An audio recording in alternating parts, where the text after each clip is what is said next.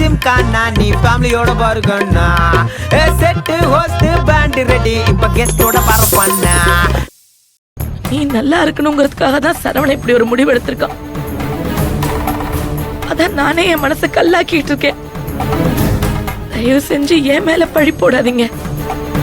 ஏண்டா அப்படி என்னதான்டா உன் வேண்டுதல்? பூங்குடிக்கு என்ன குறை? இல்ல நம்ம குடும்பத்துக்கு தான் என்ன குறை? மாமா நீங்க கொஞ்சம் அமைதியா இருங்க மாமா. எதுக்கு இப்போ சத்தம் போட்டுட்டு இருக்கீங்க? அத்தை எது பண்ணாலும் அது நம்ம நல்லதுக்காகவா தான் இருக்கும்.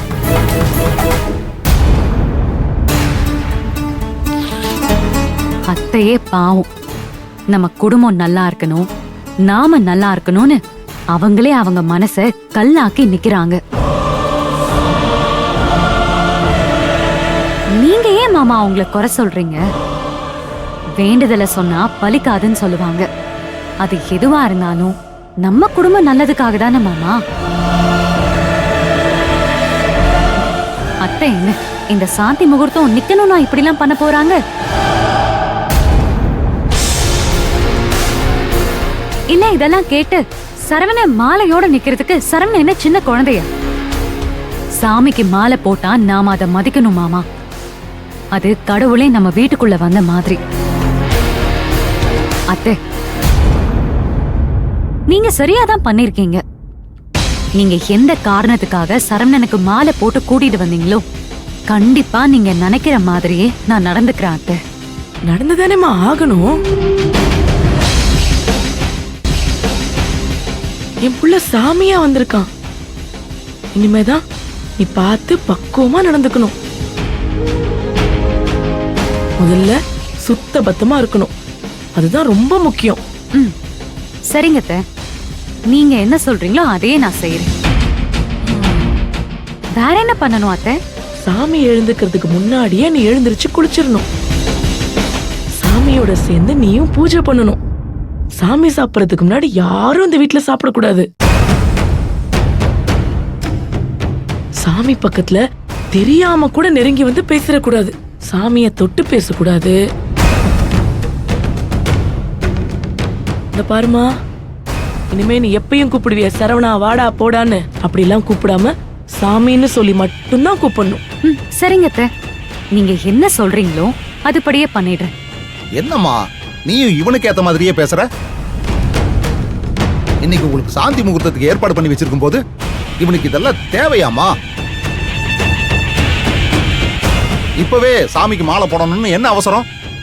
மாமா உங்க புள்ள சாமிக்கு தானே மாலை போட்டிருக்காரு. அந்த சாமி பாத்துக்கும். சரவணா சாமி சாமி எந்த காரணத்துக்காக மாலை போட்டுச்சோ அது நடக்கிற வரைக்கும் அத்தை சொன்ன பத்தியும் சுத்த பத்தம் எப்படி நடக்கணுமோ நானும் அதே மாதிரி நடந்துக்கிறேன். நீங்க எது வரைக்கும் போகணுமோ போங்க அத்தை, நானும் பாத்துக்கிறேன்.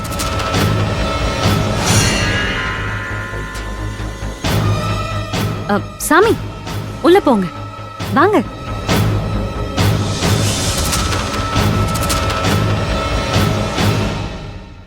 ஏ மகேஷ் கொஞ்சம் உள்ள வா வா.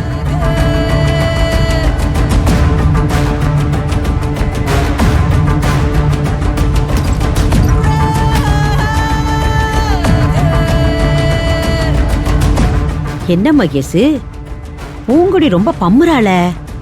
நீ சொன்னதெல்லாம் சரிதாங்கறா, நம்மள பார்த்து பயந்துட்டாளோ? பயப்படுறாளா?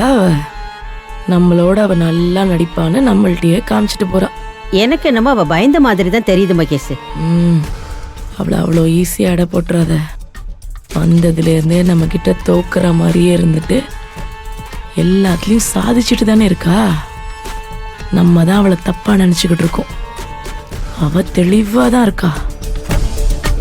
அவ நம்மளை தாண்டி ஏதோ ஒரு திட்டம் போடுறா. நம்மள மீறி அவ என்ன திட்டம் போட போறா? அதைத்தான் நம்ம கண்டுபிடிக்கணும். சாந்தி முகூர்த்தம் நின்ன உடனே அவ மனசுடைஞ்சு போயிடுவான்னு நான் நினைச்சேன். ஆனா அப்படியே பல்ட்டி அடிச்சிட்டா. கொஞ்சம் கூட அவ மனசுல என்ன நினைக்கிறான்னு காமிச்சுக்கவே இல்லையே. சாந்தி முகூர்த்தத்தை நிறுத்தி கூட அவ சிரிக்கிறான்னா அவகிட்ட ஏதோ ஒரு திட்டம் இருக்கு. அவ திட்டம் எது வேணாலும் இருக்கட்டும் மகேஷ், உன் திட்டம் தான் என்ன? அவளுக்கு குழந்தை பிறக்க கூடாதுன்னு நாம பிளான் பண்றோம். ஒருவேளை குழந்தை பிறக்கலன்னா சொத்தெல்லாம் நம்மளை விட்டு போயிட போகுது. இப்ப நாம கஷ்டப்படுறதே சொத்துக்காகத்தானே. அவளுக்கு குழந்தை பிறக்காம இருந்தாலும் நமக்கு ஒண்ணு இல்லையே. அதுக்கு என்ன ஆனாலும் பரவாயில்லன்னு அவங்கள சந்தோஷமா இருக்க விட்டுட்டா என்ன? நாளைக்கு குழந்தை பிறந்தா சொத்து எங்கேயும் போகாம நம்ம கைக்குள்ளே இருக்கும்ல. நாமளும் இருக்கிற வரைக்கும் அனுபவிச்சுட்டு போலாம்ல. ஆனா நீ எதுவுமே நடக்க விடாம தடுக்கிறிய மகேஷ், அதான் எனக்கு ஏன்னு புரியல. ஏன் என்னையும் கடைசி வரைக்கும் உன்ன மாதிரி ஒண்டிக்கிட்டே வாழ சொல்றியா? அவ கைக்கு இந்த சொத்து போயிடவே கூடாது. குழந்தை பிறந்தா நம்ம நடு தெருவுக்கு போக வேண்டியது. ஐயோ மகேஷ், அவங்களுக்கு குழந்தை பிறக்கவே பிறக்காது. அது எப்படி முடியும் மகேஷ்? ஏன் அதை நான் உன்கிட்ட சொல்லி நீ அதை நேரா அங்க போய் அதை அவகிட்ட சொல்றதுக்கா? என்ன மகேஷ், என்ன அப்படி நினைச்சிட்ட? நான் ஒன்ன மீறி என்னத்த பண்ணிடுவேன்? பார்த்தனே நீ எனக்கு காமிச்ச விசுவாசத்தை. இன்னும் அதையே நினைச்சுக்கிட்டு இருக்கியே மகேஷ்? நான் ஏதோ தெரியாம பண்ணிட்டேன், அதையே நீ சொல்லி காட்டிக்கிட்டு இருக்கிய. அப்படி இருந்தும் உன்னை நான் ஏன் ஒண்ணுமே பண்ணாம வச்சிருக்கேன் தெரியுமா? உன்னாலதான் அவங்க 2 பேருக்கும் ஒன்னும் நடக்கலங்கிறதே தெரிய வந்துச்சு. கெட்டதுலயும் ஒரு நல்லது நடந்துச்சு. அதான் உன்னை கூடவே வச்சிருக்கேன். இல்லைன்னா நீ எனக்கு பண்ண துரோகத்துக்கு உன்னை கழுத்து நெரிச்சு கொன்னே போட்டிருப்ப. ஏதோ உன்னால ஒரு நல்லது நடந்ததால வெறும் அடியோட போச்சு. மகேஷ், ஏன் நீ அதையே பேசிக்கிட்டு இருக்க? நடக்கிறத பாப்பமே.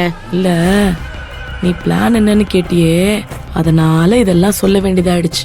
சரி, நான் எந்த பிளானையும் கேட்கல. நீ என்ன சொல்றியோ அதை நான் செஞ்சுட்டு போயிடுறேன். இப்ப நான் என்ன பண்ணணும்? முதல்ல அவ திட்டம் என்னன்னு நம்ம கண்டுபிடிக்கணும்.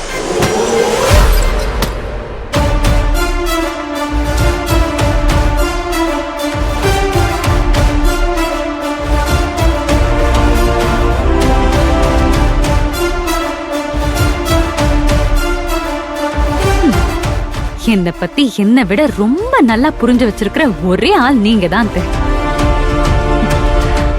கரெக்டா கண்டுபிடிச்சிட்டீங்க. அது சரி, பாம்பின் கால் பாம்பறியும் சொல்லுவாங்க.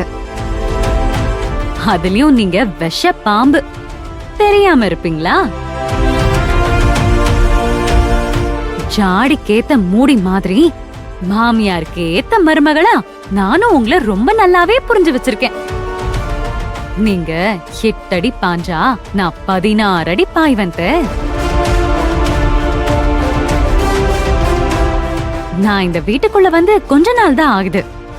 இருந்தாலும் நமக்குள்ள பயங்கர அண்டர்ஸ்டாண்டிங் இருக்குல்ல அத்தை?